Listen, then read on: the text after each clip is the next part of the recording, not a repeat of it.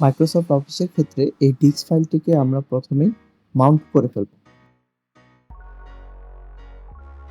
Mount করার পরে আমরা এখানে যে সেটআপ ফাইলটি দেখতে পাচ্ছি, এই সেটআপ ফাইলটি রান অ্যাজ অ্যাডমিনিস্ট্রেটরে ক্লিক করব। ক্লিক করে আপনার কোনো কিছু করতে হবে না, বাকি কাজ সে অটোমেটিক করে ফেলবে। আর আরেকটা কথা আমি আপনাদের বলে দেই, এখানে আমাদের যে উইন্ডোজটি সেটআপ হচ্ছে, সেক্ষেত্রে আমাদের নেট কানেকশন বলেন বা উইন্ডোজের যে ডিফেন্ডার মানে উইন্ডোজের যে সিকিউরিটি সিস্টেম, আমাদের কোনো কিছু অফ করতে হবে না। আপনি জাস্ট এটিকে একবার অন করে রান অ্যাজ অ্যাডমিনিস্ট্রেটর দিয়ে দেন। দেখবেন যে আপনার সবকিছু কমপ্লিট হয়ে গেছে। মানে ইনস্টলেশন এতই সহজ যে এটা যে কেউ করতে পারবে। তাই আপনার ইনস্টলেশন নিয়েও কোনো ঝামেলা পোহানোর কিছু নাই। আমরা আপনাদেরকে ঐরকম সফটওয়্যারই প্রোভাইড করতেছি। চলুন আমি আপনাদের পাওয়ার পয়েন্টে একটু দেখিয়ে দিই।